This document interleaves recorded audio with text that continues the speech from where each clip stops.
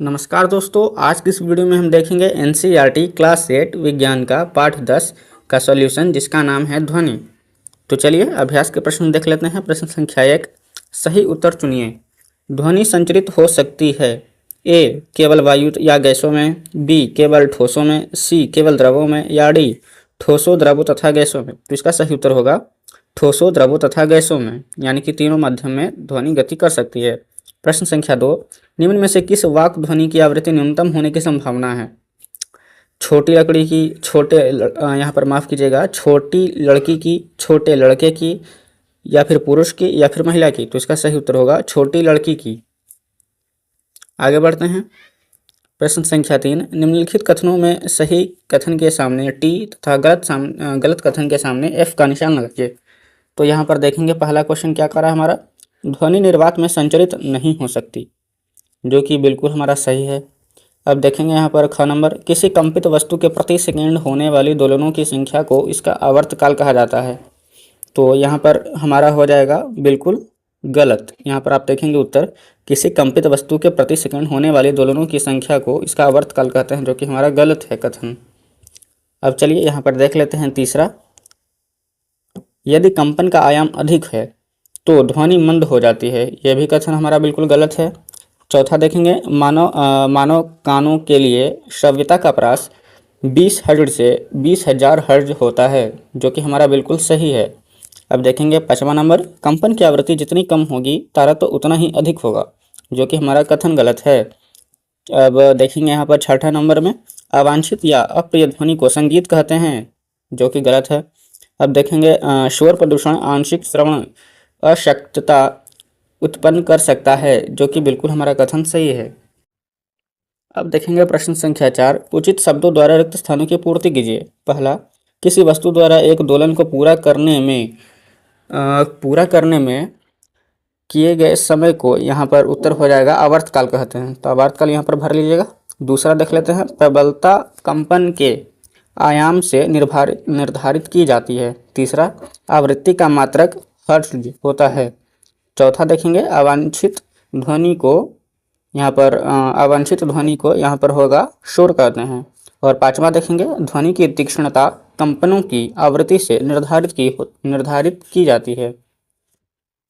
अब देखेंगे प्रश्न संख्या 5, एक दोलक 4 सेकंड में 40 बार दोलन करता है, इसका आवर्तकाल और आवृत्ति ज्ञात कीजिए। तो यहाँ पर सबसे पहले लिखेंगे कि दोलनों की संख्या 40 है, फिर दोलनों द्वारा लिया गया समय कितना है, तो 4 सेकंड है। फिर उसके बाद आवृत्ति बराबर, यहाँ पर हम फॉर्मूला जानते हैं कि आवृत्ति बराबर दोनों की संख्या बटा समय होता है। तो यहाँ पर दोनों की संख्या 40 है और समय जो लिया गया है वो 4 सेकंड है। तो 40/4 यहाँ पर हो जाएगा 10, और आवृत्ति का जो मात्रक होता है वो हर्ट्ज होता है, तो यहाँ पर 10 हर्ट्ज लिख देंगे। तो इस प्रकार से हमारा आवर्तकाल का फॉर्मूला होता है 1/आवृत्ति। तो हो जाएगा इस प्रकार से 1/10 बराबर 0.1 सेकेंड। तो हमारा आवर्तकाल निकल गया यहाँ पर 0.1 सेकेंड। चलिए प्रश्न संख्या 6 पर आते हैं। एक मच्छर अपने पंखों को 500 कंपन प्रति सेकंड की औसत दर से कंपित करके ध्वनि उत्पन्न करता है। कंपन का आवर्तकाल कितना है? तो यहाँ पर लिखेंगे उत्तर में, 500 कंपन द्वारा लिया गया समय 1 सेकंड, फिर उसके बाद एक कंपन द्वारा लिया गया समय यहाँ पर हो जाएगा हमारा 1/500 बराबर 0.002 सेकेंड। तो इस प्रकार से हमारा आवर्तकाल यहाँ पर निकल गया। चलिए अब देखते हैं प्रश्न संख्या 7, निम्न वाद्य यंत्रों में उस भाग को पहचानिए जो ध्वनि उत्पन्न करने के लिए कंपित होता है।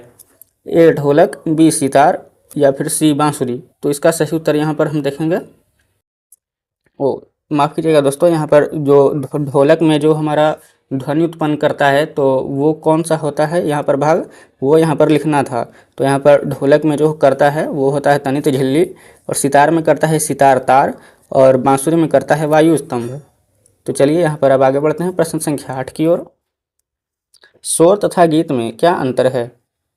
क्या कभी संगीत शोर बन सकता है? तो इसका उत्तर देखेंगे, शोर यह वह ध्वनि है जो सुनते हुए हमें कष्टदायक प्रतीत होती है, और संगीत यह वह ध्वनि है जो कानों में सुखद लगती है। हाँ, संगीत उस अवस्था में शोर बनता है जब किसी को अच्छे से गाना ना आता हो, या जब इसका स्वर बहुत ऊंचा हो। अब देखेंगे प्रश्न संख्या 9, अपने वातावरण में शोर प्रदूषण के स्रोतों की सूची बनाइए। तो इसका उत्तर होगा, शोर प्रदूषण के स्रोत वाहनों की ध्वनियाँ, पटाखों का फटना, मशीन, लाउडस्पीकर, ऊंची आवाज़ में चलाए गए टीवी, ट्रांजिस्टर, रेडियो, रसोई घर के कुछ उपकरण। प्रश्न संख्या 10, वर्णन कीजिए कि शोर प्रदूषण मानव के लिए किस प्रकार से हानिकारक है। तो इसका उत्तर होगा, शोर प्रदूषण के कारण अनेक स्वास्थ्य संबंधी समस्याएं होती हैं, जैसे कि अनिद्रा, अति तनाव, चिंता तथा अन्य बहुत से स्वास्थ्य संबंधी विकार ध्वनि प्रदूषण से उत्पन्न हो सकते हैं। लगातार प्रबल ध्वनि के प्रभाव में रहने वाले व्यक्ति की सुनने की क्षमता स्थायी तथा अस्थायी रूप से कम हो जाती है। अब आगे बढ़ेंगे। प्रश्न संख्या 11, आपके माता पिता एक मकान खरीदना चाहते हैं। उन्हें एक मकान सड़क के किनारे पर तथा दूसरा सड़क से 3 गली छोड़ कर देने का प्रस्ताव किया गया है। आप अपने माता पिता को कौन सा मकान खरीदने का सुझाव देंगे? अपने उत्तर की व्याख्या कीजिए। तो इसका उत्तर होगा, हम माता पिता को सड़क से दूर वाला मकान खरीदने को कहेंगे, क्योंकि सड़क वाले मकान से काफ़ी परेशानियां होती हैं, क्योंकि यहाँ रहने से वाहनों का शोर हम हर समय सुनना पड़ता है। आप देखेंगे प्रश्न संख्या 12, मानव वाक् यंत्र का चित्र बनाइए तथा इसके कार्य की अपने शब्दों में व्याख्या कीजिए। तो इसका उत्तर देखेंगे, मानवों में ध्वनि वाक् यंत्र अथवा कंठ द्वारा उत्पन्न होती है। अपनी अंगुलियों को कंठ पर रखिए तथा एक कठोर उभार को खोजिए जो निगलते समय चलता हुआ प्रतीत होता है। शरीर का यह भाग वाक् यंत्र कहलाता है। यह श्वास नली के ऊपरी सिरे पर होता है। वाक्य यंत्र या कंठ के आर पार 2 वाक्य तंतु इस प्रकार तनित होते हैं कि उनके बीच में वायु के निकलने के लिए एक संकीर्ण झिर्री बनी होती है। जब फेफड़े वायु को बलपूर्वक झिर्री के बाहर निकालते हैं तो वाक् तंतु कंपित होते हैं, जिससे ध्वनि उत्पन्न होती है। वाक् तंतुओं से जुड़ी मांसपेशियां तंतुओं को तना हुआ या ढीला कर सकती है। जब वाक् तंतु तने हुए और पतले होते हैं तब वाक् ध्वनि का प्रकार या उसकी गुणता उस वाक् ध्वनि से भिन्न होती है जब वाक् तंतु ढीले और मोटे होते हैं।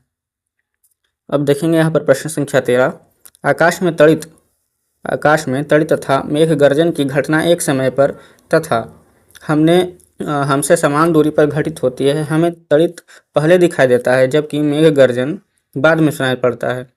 क्या आप इसकी व्याख्या कर सकते हैं? तो इसका उत्तर होगा, ऐसा इसलिए होता है क्योंकि प्रकाश की चाल ध्वनि की चाल से अधिक होती है, इसलिए प्रकाश हमारे आंखों को सबसे पहले दिखाई पड़ती है जबकि ध्वनि थोड़ा सा देर से। तो चलिए दोस्तों, इसी के साथ हमारा यहाँ पर पाठ 10 समाप्त हुआ। अब मिलेंगे हम नेक्स्ट वीडियो में चैप्टर नंबर 11 के सॉल्यूशन के साथ। तब तक के लिए धन्यवाद।